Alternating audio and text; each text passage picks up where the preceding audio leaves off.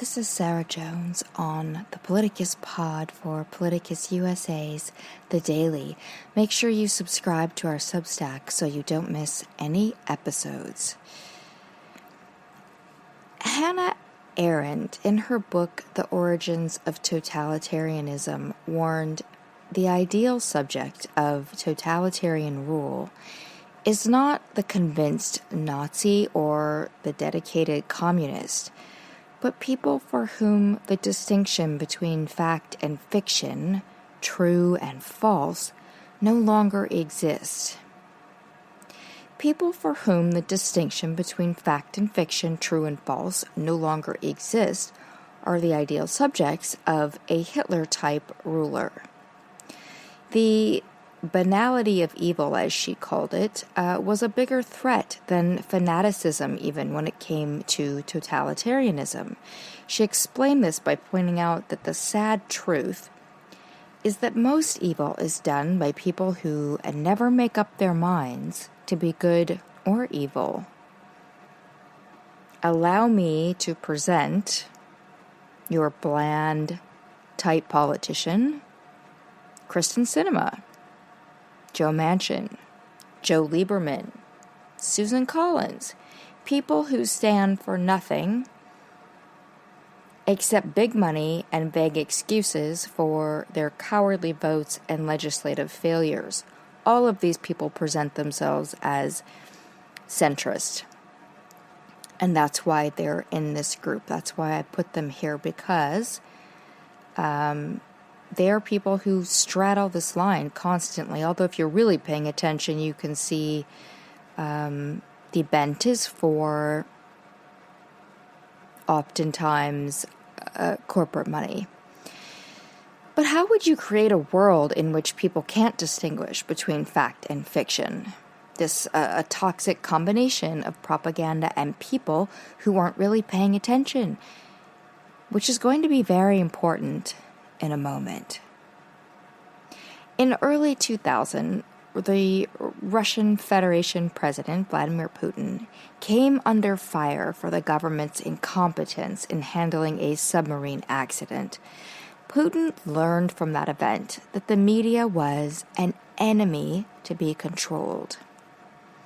The Guardian wrote then, under unprecedented criticism from the Russian press for his perceived failure of leadership at a time of national tragedy, Mr. Putin lashed out, threatening to punish the proprietors and fight their influence through alternative, quote, honest and objective, unquote, media. Yeah, that sounds really familiar, doesn't it? We have been seeing a push for over a decade, but really this push kind of blossomed under Donald Trump, who called the media the enemy. So from there, Putin set about systemically destroying independent media while replacing it with state media that would function like pure propaganda. This media sounds a lot like the worst slots of Fox News. There's a lot of shouting, hyperbolic insults, dehumanizing of the other, and most importantly, they always find a way to glorify Putin and Russia, even when it means blaming Russian war generals, which it does, because they have not been successful as they promised they would be in the war against Ukraine, or I should say immediately successful. So no one is safe when Putin is failing. That is the takeaway from the Russian media's rush to gloss over any failures. The BBC did an audiovisual piece on Putin's hold of the media, which tells the story of where it is now very succinctly, and I linked to that in the Substack, so you can jump over there and view that if it interests you. But the themes that sound familiar are Putin as the hero, Putin as the, quote, tough boss, Putin as the protector of the traditional family / Christian morals. These themes are repeated in Hungary now, for example, also because they go together with a democracy in name only. They are tried and true ways of manipulating the populace while grabbing power and rigging elections and stealing power through the courts. So this is where we're going to get into what I think poses a threat to, I guess, to the whole country via the next presidential election. So no labels, but lots of lies. So all of that I described in what Putin does, sounding like Fox News, is very partisan and hyper. But an even bigger threat comes in when it's targeted to people who don't pay attention, which goes to how I opened with the discussion of the people who make the best targets for a totalitarian takeover. People who might fall for a no-labels, faux centrist election spoiler because they're tired of the, quote, partisanship, unquote. Yes, that's right, it's coming at you, a $70 million launch of a centrist, quote, third party, quote, unity ticket funded by billionaires that does not disclose its donors. Gosh, that's what we need more of in this country, more secret billionaire dark money.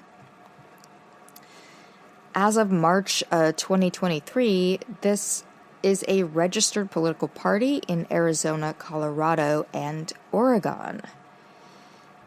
And the Washington Post spoke with former Republican strategist Stuart Stevens, who said the only way you can justify this is if you really believe that it doesn't matter if it's Joe Biden or Donald Trump. So it's sort of a test. If you live in a world where it doesn't matter, this is kind of harmless. If you live in a world where it does matter, it's dangerous. That's the end of Stewart's quote. But a world where that doesn't matter is a world where one is not paying attention. A point easily proven with just a taste of the news headlines. The news doesn't lie. Contrary to what people like Putin, leaders like Putin and Trump tell you. So I'm going to go through just a few stories from the past week or so. And, it might cause anxiety. Sometimes that anxiety causes people to tune out. And other times they never really even tune in to hear the details. So it just looks to them like politicians bad kind of takeaway. And it's true, politicians can really suck, and fair enough. But we are at a crossroads right now where those people, and you all know them, the people who say it's rude to talk about politics, but then vote for the Parents' Rights Party because the argument seems to make sense to them on the surface. These are easily led and uninformed people, and they pose a rather large danger to our democracy. And I'm not trying to pick on them. I understand why people wouldn't want to pay attention, frankly. A lot of this, it's just really difficult to digest and easy to turn away from. And it's fine to turn away if you already know how you're going to vote and you just can't take it. Go out there, do what you can, put some money towards something, volunteer for something. There's no problem with that, but I'm not talking about those people. I'm talking about the people who believe that that both sides are equally contributing to the undermining of Western democracy. If there's no one around to question and probe the premise of parents, like the parents' rights issues, somehow being entitled to control what an entire school teaches, based on the sort of reactionary and ignorant misunderstandings of a minority, then it's easy to believe the minority should have the right to impose their beliefs on education and curriculums of the rest of the community. But in reality, what's actually happening, and this is according to Penn, who has done an extensive report on this, and they keep updating it. They found The large majority of book bans underway today are not spontaneous, organic expressions of citizen concern. Rather, they reflect the work of a growing number of advocacy organizations that have made demanding censorship of certain books and ideas in schools part of their mission. So essentially, this is conservative organizations and organized groups targeting books that might educate children about basic civil rights. It all feels very Tea Party-ish to me, because what passed itself off as a grassroots organization turned out to be funded by billionaires and highly organized by billionaires to undermine things that were actually good for the majority of people. And I think public education, being educated about the Holocaust, being educated about the civil rights movement, being educated about different religions, about LGBTQ community, all of these things are good things. Why would we want to close children's minds off and pretend that history hasn't happened? It doesn't make sense. The efforts to control people really comes down to the fact that these folks, if they are educated, if their minds are opened to reality, to history, to other ways of thinking, they might not vote for these folks. And that's what it comes down to, and that's pretty ugly. So here I go. I'm gonna give you just a brief, we're gonna go through some of the news headlines here. And also, because this is the United States of NRA, we add in that we are at our, as of this recording, 146th mass shooting for the year. Yeah. World War III. Criminal defendant and Republican Party leader Donald Trump threatened World War III on his failing social media company this weekend. That's just a totally normal thing to do for the leading presidential candidate and party leader of one of the two parties in a democracy. Now, of course, we have this other, quote, party that's trying to insert itself in, the No Labels Party, because apparently billionaires don't have enough representation in the Republican Party or even the Democratic Party. They need another masked head under which they can mask their agenda. So Clarence Thomas's secret Nazi lover funding. There's a mouthful I really never thought I would be saying. Harlan Crow, a Republican secret funder of Justice Clarence Thomas, the Supreme Court justice who's married to the woman who tried to overthrow the U.S. government and steal millions of Americans' votes, is also a collector of Nazi memorabilia, and this is something Republicans and conservative media are defending. They say he keeps statues of dictators and Nazi linens, surrounds himself with Nazi images, not because he likes them, but because, he hates the Nazis, and he's warning about them. I don't know, and yet, who's getting the warning if these things are in his home, which they are, if they're in his garden? Wouldn't you think if he wanted to warn people that he would have put these items in a museum that's set up with an educational process, like the Holocaust Museum, which has a living memorial to the Holocaust? The United States Holocaust Memorial Museum inspires citizens and leaders worldwide to confront hatred, prevent genocide, and promote human dignity. Its far-reaching educational programs and global impact are made possible by generous donors. Well, wouldn't Harlan be a great person to be a donor to that museum? He has all these, this Nazi memorabilia, but Republicans say that's fine. Apparently, they have their homes filled up with items representing things they hate. But people who visited Harlan Crow's Nazi-laden home found themselves quote, deeply shaken by the Nazi memorabilia on display, unquote. And reporters who covered his house also thought it was creepy. And it's been pointed out on Twitter repeatedly, people don't usually surround themselves with things they hate. Republicans don't have trans flags flying in their gardens, for example.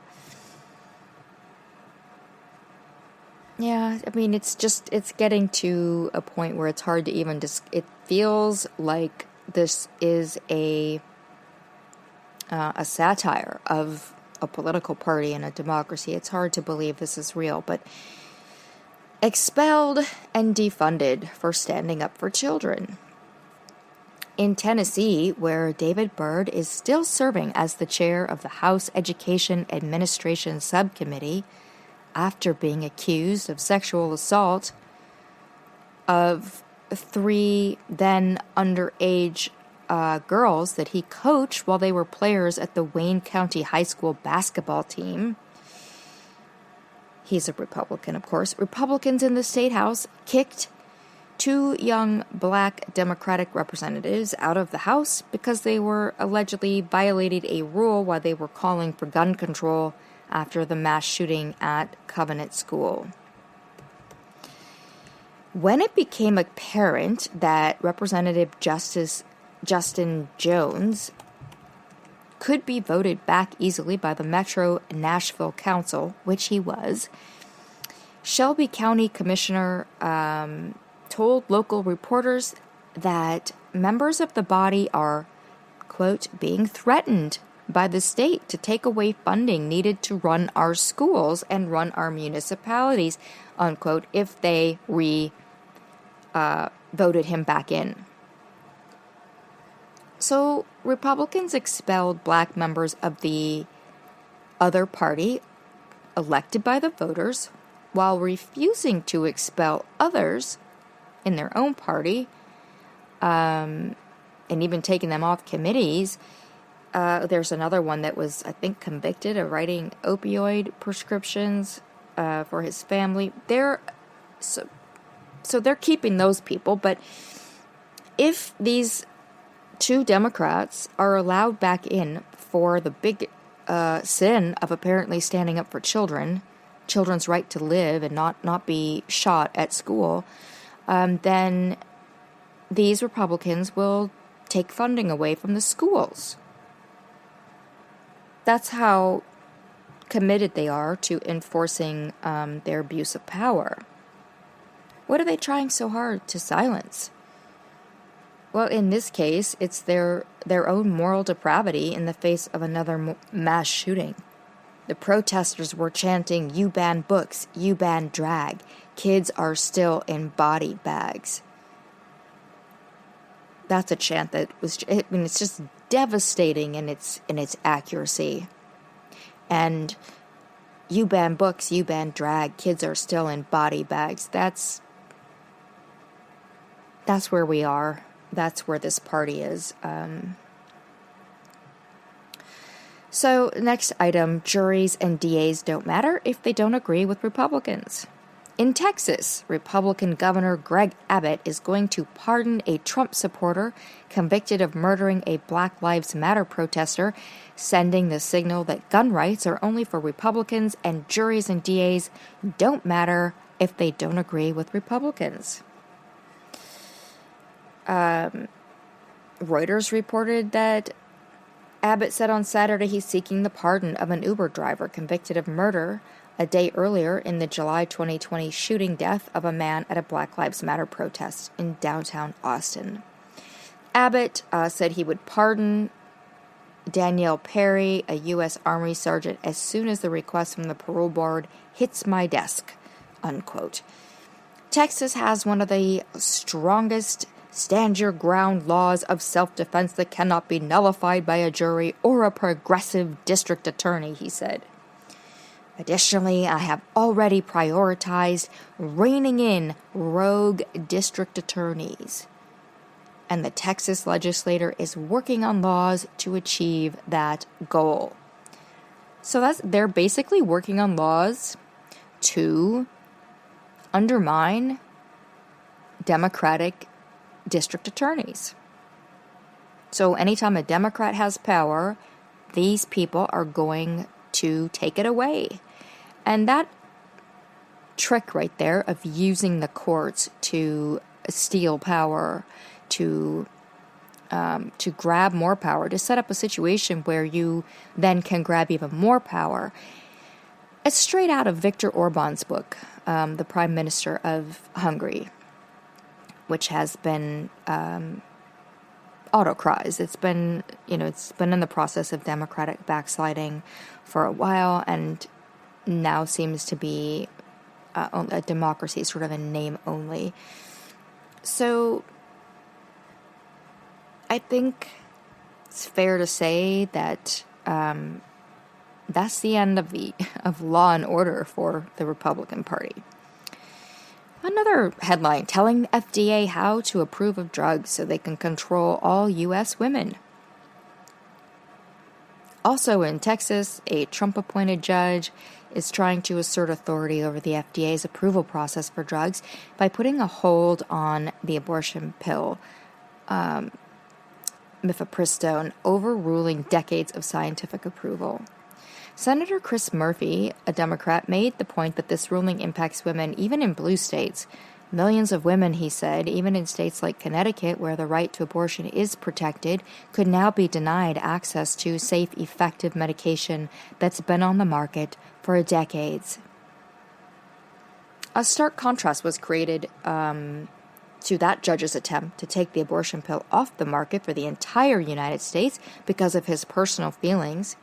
A contrast with an Obama appointee in Washington state who ordered the opposite and directed U.S. authorities not to make any changes that would restrict access to the drug in at least 17 states, where Democrats had sued in an effort to protect the availability. The ruling from the judge in Washington state applies only to states that sued. That's Washington, Oregon, Arizona, Colorado, Connecticut, Delaware, Illinois, Michigan, Nevada, New Mexico, Rhode Island, Vermont, Hawaii, Maine, Maryland, Minnesota, Pennsylvania, and Washington, D.C.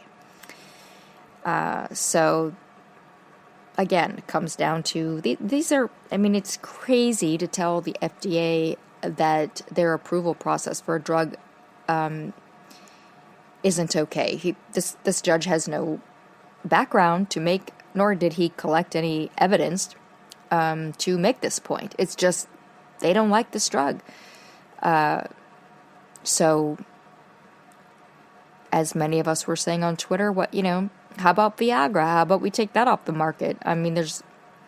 But it could happen to a diabetes medication. It could happen to a heart medication.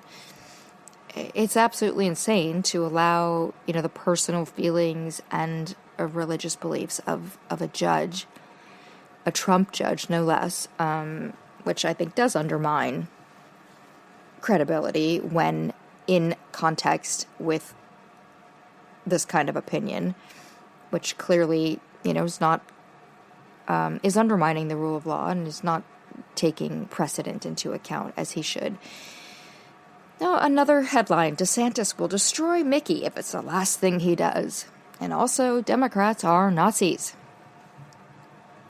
In Florida, Republican governor and often presumed, but not yet announced, 2024 presidential candidate Ron DeSantis has admitted that he is punishing Disney for its position on the Orwellian-named parental rights bill, in which the state tells you what your kids can read and say. Deadline reported that in his latest remarks, DeSantis appeared irritated by media reports on the battle with Disney and the idea that the company pulled one over on the state. In his remarks, he also was clear that the move to strip Disney of control over Reedy Creek was in response to its position on the parental rights bill. We just had to look at this and say, okay, do they have a, quote, First Amendment right to be advocating for gender ideology in kindergarten? Yeah, I guess. Is that honestly faithful to their fiduciary duty to their shareholders? I don't think so. But that's not really in my wheelhouse as governor. But what I can tell you as governor is that under no circumstances should the state of Florida be subsidizing woke activism by allowing them to have their own government. so we took it away. That's the end of that quote by him. But wait, there's more. DeSantis also likened Republicans in Florida fighting Democrats to Americans fighting Russia, communists, and Nazis. So fighting against human rights is like fighting Nazis. This is brought to you by the Republican Party that he's polling number 2 in the 2024 race underneath the criminal defendant. Next up, unironically banning books like Fahrenheit 451. Book banning is all of the rage on the right as Republicans try to control and cancel an entire culture that has rejected their core message of shame and assumption of moral authority. In Missouri, Republicans are defunding libraries because librarians are suing over their First Amendment rights. Missouri State Representative Peter Meredith, on a just-passed Republican budget defunding libraries, said they actually took out all state aid for public libraries explicitly because librarians are suing over their First Amendment rights. We are starting to live in a dystopian future from 1984. Another banned book. Yeah. Okay, next up. Republicans want to bomb Mexico. Yes, that does sound alarming. And it is also a policy idea they have. Republicans have found a way to solve the drugs crossing the border problem, and it's fine. It just involves bombing it away. This has a very Trumpian, let's shoot the hurricane feeling. The Politico reported this. A growing number of prominent Republicans are rallying around the idea that to solve the fentanyl crisis, America must bomb it away. In recent weeks, Donald Trump has discussed sending special forces and using cyber warfare to target cartel leaders if he is reelected president. And per Rolling Stone, asked for, quote, battle plans, unquote, to strike Mexico. Representatives Dan Crenshaw of Texas, Republican, and Mike Waltz, Republican of Florida, introduced a bill seeking authorization for the use of military force to put us at war with the cartels. Senator Tom Cotton, Republican of Arkansas, said he is open to sending U.S. troops into Mexico to target drug lords, even without that nation's permission. And lawmakers in both chambers have filed legislation to label some cartels as foreign terrorist organizations, a move supported by Republican presidential aspirants. Well, I think we've already done the war on drugs, and it did not end well, and it didn't end drugs. So now they're going to escalate it, and now it's not a war, just a war on drugs. We're going to bomb this war, apparently. All right. Next up, massive censorship and chaos in the global town square. Elon Musk, every dictator's best bud, who self-identifies as a, quote, centrist while pushing Nazis and Putin propaganda, has been assisting the global autocrats by doing things to the, quote, global town square, like taking away the New York Times verification badge, labeling NPR state media, labeling BBC government-funded media, censoring critics of India's government, and giving a green light to Russian propaganda and removing restrictions on Kremlin-linked accounts. Centrism, I tell you. So, that is just a small bit of what one, quote, side, unquote, has been up to. And sure, the Democrats are far from perfect, and they shouldn't be given a pass just because their opposition is quite literally trying to destroy all that makes the United States actually great. But here we are.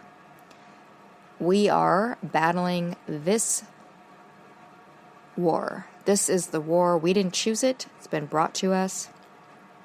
There's a lot of bad actors and bad faith actors involved, and many of them label themselves centrist. And that is a trick that can be very effective on an uneducated populace.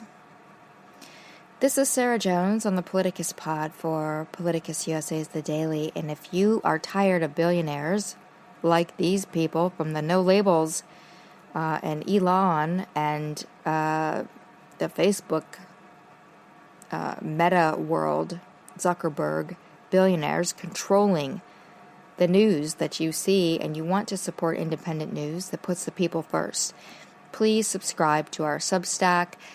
Thank you so much for joining me today, and I will look forward to talking to you next time. Thank you.